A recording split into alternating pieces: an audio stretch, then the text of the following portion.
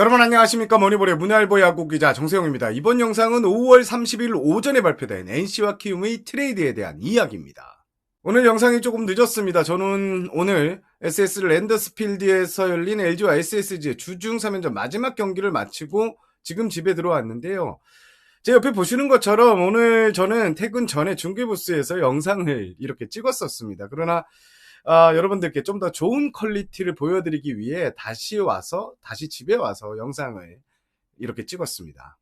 머니볼 영상이 너무 늦게 올라오는 거 아니냐 이런 분들 계시더라고요. 예, 제가 야구장 현장을 좀 이렇게 다녀야 하기 때문에 조금만 양해 부탁드리고요. 사실 머니볼은 저 혼자 대본을 쓰고 영상을 찍고 편집하고 썸네일까지 만드는 간의 수공업 방송입니다.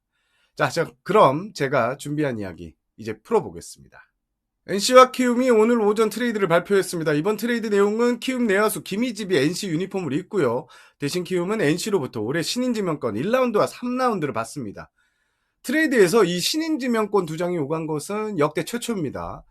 자, 키움 구단의 설명을 보면 이번 트레이드는 NC 제안으로 시작됐고 구단과 선수의 미래 두 가지 측면에서 모두 고려했다. 구단은 신인 지명권을 활용해 미래 자원을 확보할 수 있게 됐고 김희집도 새로운 팀에서 얻는 기회를 발판 삼아 더 성장할 계기를 갖게 됐다. 이렇게 말했고요. NC는 구단의 미래 자원 중 내야수 부분을 보강하기 위해 트레이드를 지정했다. 김희집은 현재 1군 즉시 전력감인 동시에 발전 가능성이 큰 선수다.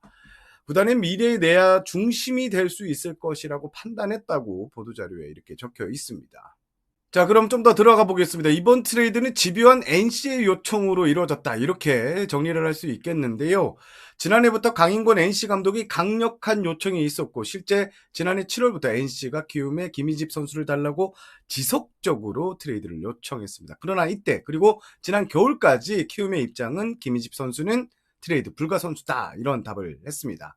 NC는 포기하지 않았습니다. 올해도 김희집 선수를 달라고 요청을 했는데요. 그런데 올해 상황이 조금 변했습니다. 올해 신인 고영호 선수가 즉시 전력감으로 자리를 잡았고요. 이재상 선수도 성장 가능성이 큰 자원입니다. 김희집 선수를 팔아도 키움은 지금 자리를 충분히 메꿀 수 있다는 판단이 생깁니다. 결국 키움은 지금 당장보다는 미래 자원을 좀 더 확보하자는 내부 방침을 정하게 됩니다. 그리고 가장 최근 맞대결인 5월 21일 양측 단장이 고척에서 티타임을 갖고요. 본격적인 트레이드 논의를 시작합니다. NC 측은 처음부터 신인 지명권으로 트레이드를 할 생각이었다. 이렇게 밝혔습니다. 중간에 선수도 끼워서 트레이드 판을 키워보고도 싶었는데 선수 조율이 이게 참 쉽지가 않습니다.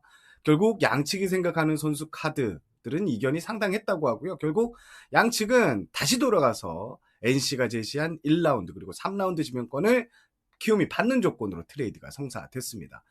앞서 말씀드린 대로 이 강인권 감독이 김희집 선수에게 단단히 꽂혀 있는데요. 여기에 내야 뎁스를 극한으로 가공하겠다는 임선남 단장의 의지까지 더해지면서 NC는 이번 트레이드에 더욱 적극적으로 나서게 된 것입니다. 무엇보다 강인권 감독과 임선남 단장 역시 김희집 선수가 아직 보여주지 못한 모습이 더 있다라는 확신을 갖고 있는데요. 결과적으로 이번 트레이드는 양팀 프런트 입장에서 상당히 만족도가 높다. 이렇게 정리를 하고 싶은데요.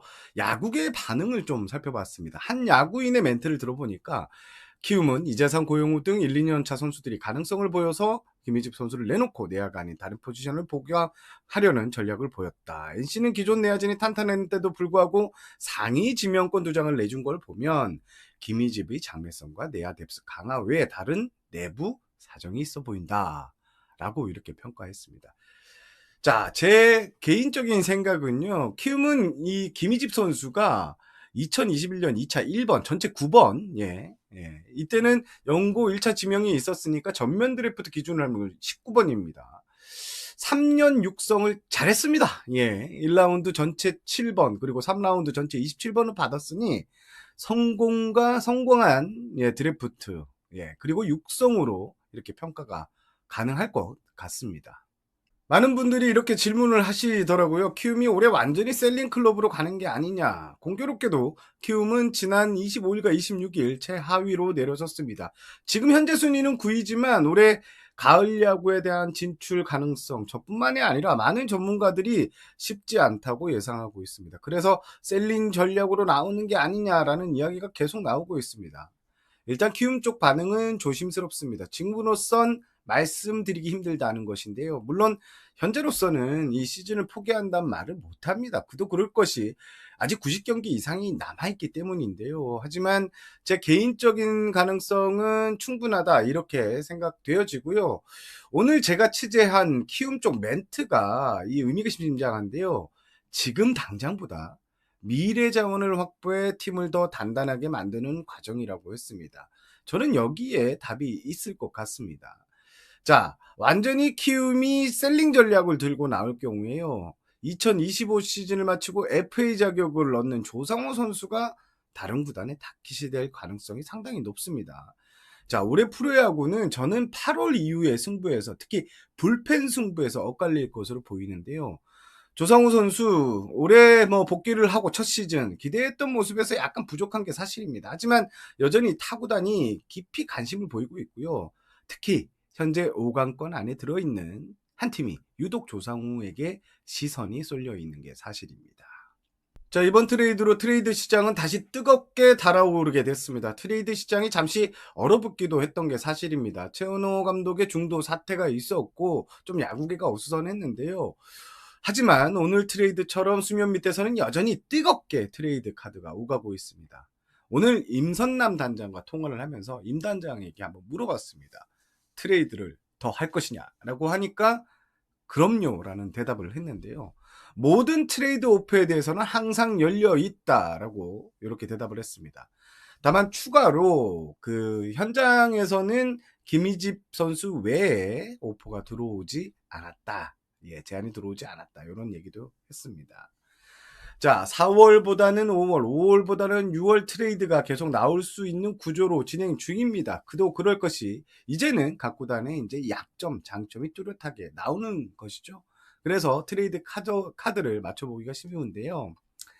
자, 오늘 연패, 8연패 사슬을 끄는 SSG 관계자도 트레이드 문을 활짝 열어놓고 기다리겠다 이런 입장을 취했습니다. 제가 준비한 소식은 여기까지입니다. 저는 문화일보 야구기자 정세영이었고요. 저는 이제 빨리 자고 내일 출근 준비를 하겠습니다. 구독과 좋아요, 알림 설정은 저에겐 상당한 힘이 됩니다.